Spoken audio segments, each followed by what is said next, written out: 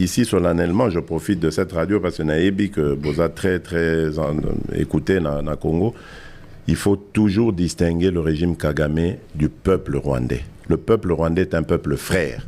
Rappelez-vous, tant à CPEGL,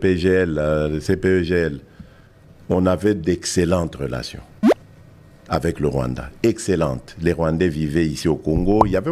Ah, ou à Kinshasa. Moi, j'ai connu des Rwandais ici, Nakin, Bamsou, Totangana, Bangout. Il n'y avait aucun problème. Monsieur Kagame Nde Ayeko Baby Samasolo, et c'est lui le problème. Il est un problème à la fois pour nous Congolais, mais aussi pour son propre peuple. Les lots sont tous les élections à Solo, na Rwanda. A rejoint même pas 1%. Solution Zanini, Potosuki. Alongwa. Solution, mais Biso Potozwa Kimia. Oui, Alongwa, parce qu'il embête la région. Mais Biso Potozwa Kimia. C'est un problème pour le Burundi, c'est un problème pour l'Ouganda, il est un problème pour la RDC.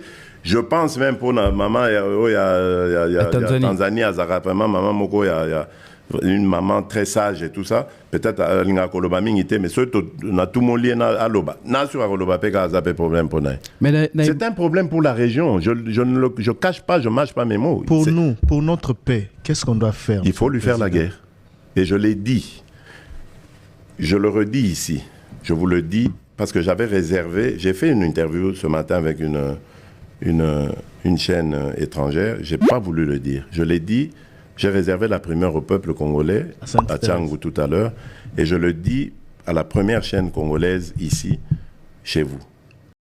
À la moindre escarmouche,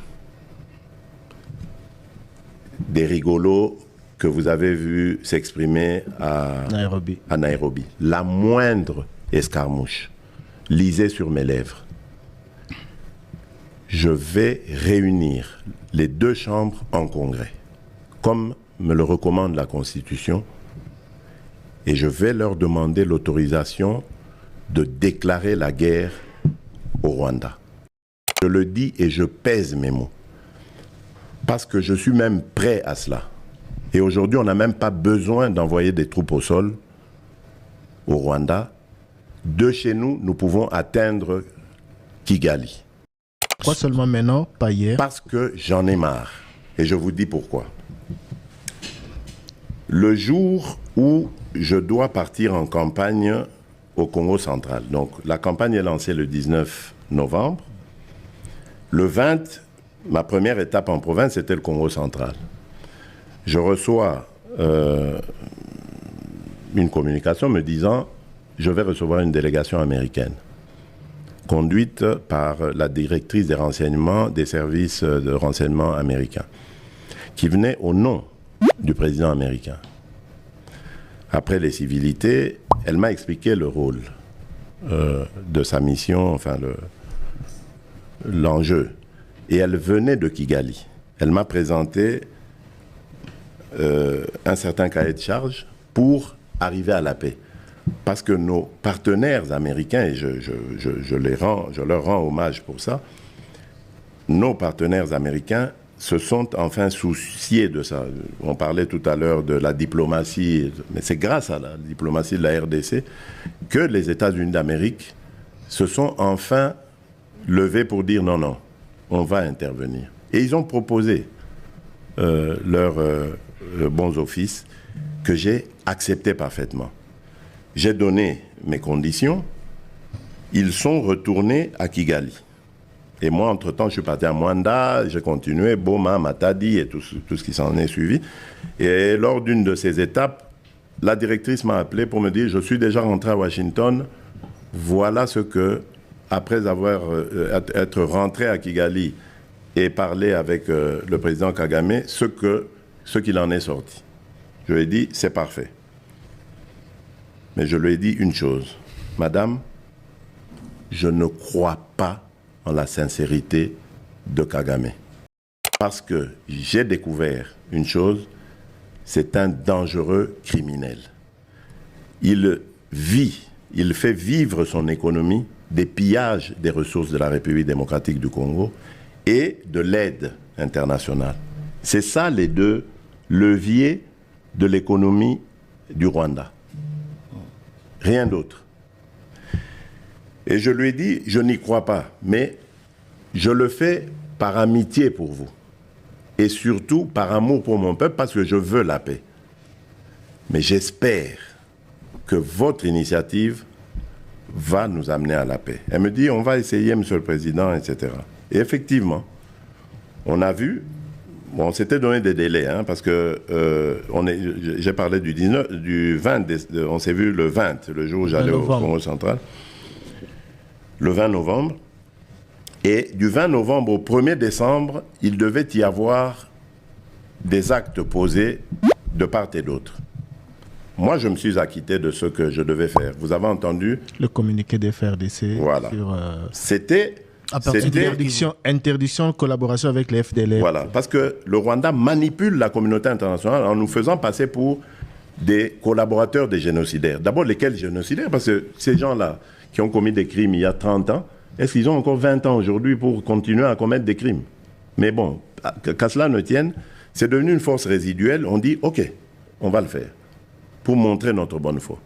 Mais leur cahier des charges, ils ne l'avaient pas respecté au 1er décembre. Ils ne l'ont pas respecté. Les Américains ont haussé le ton. Ils ont commencé à faire semblant de respecter. Donc, retirer leur armée, parce qu'ils niaient d'être sur le sol congolais. Ils ont commencé à retirer leur armée. Laissant le M23 qui, pour moi, est toujours leur armée, mais bon, peu importe. Comme ils avaient le couteau à la gorge par la pression américaine, qu'est-ce qu'ils font?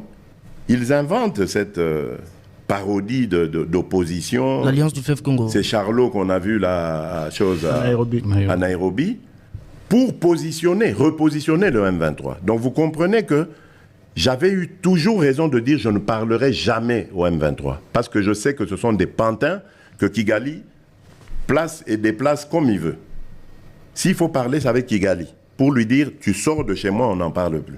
Mais pas avec ces pantins-là, pour nous ridiculiser. Je ne le ferai jamais, je le redis encore aujourd'hui. Donc, qu'est-ce qu'ils font? Ils repositionnent le M23 dans une autre situation pour dire aux Américains, ah, vous voyez, nous, on n'a rien à voir. Nous, on a bissoté, hein? Bissot, nous, on s'est retiré, vous voyez. M23, comme c'est des Congolais, ah, les a problème congolais. Des problèmes de politique interne. Donc ils vont chercher ces pantins-là, ensemble, et puis ils disent, bon, allez, prenez les armes et tout ça. C'est pour ça que je dis, ah bon, je sais que c'est vous, les Rwandais, qui êtes derrière. Maintenant, ça suffit. Et j'ai dit aux Américains, ce que je vous ai dit, ce que j'ai dit devant le peuple à Tchangou, je l'avais dit précédemment, parce que par respect pour les Américains, j'ai dit, voilà, vous voyez que Kagame se moque de nous, je vous l'avais dit. Il se moque de nous. Maintenant, il faut qu'il y ait quelqu'un qui se lève pour l'arrêter, et moi, je suis ce quelqu'un-là. C'est pour ça que je dis, je le redis ici, c'est pas une blague. Cette histoire-là, comment on a dit l'Alliance du fleuve Congo. Voilà. Soki na yoki ke bazui localité moko, to ba beti lisasi congolais moko akufi. Moko, pas deux, moko. Je réunis les deux chambres du Parlement en congrès. Je dis, Bopé sans autorisation, parce que c'est la Constitution qui le dit. Je commence la guerre contre le Rwanda. Je vous le dis ici, beau de retenir en haut. Si ça se fait demain, et vous savez, Malobi. Donc si ils osent faire ça demain, mercredi, pendant que les Congolais seront en train d'aller voter, la Chambre sera réunie en congrès. Les deux chambres seront réunies en congrès pour me donner cette autorisation. Et jeudi, je fais feu. Monsieur le Président, je suis en train de vous dire que nous avons les capacités aujourd'hui. Bobangate, les Congolais, n'ayez peur de rien. Nous avons aujourd'hui les capacités de mettre cet individu hors d'état de nuire.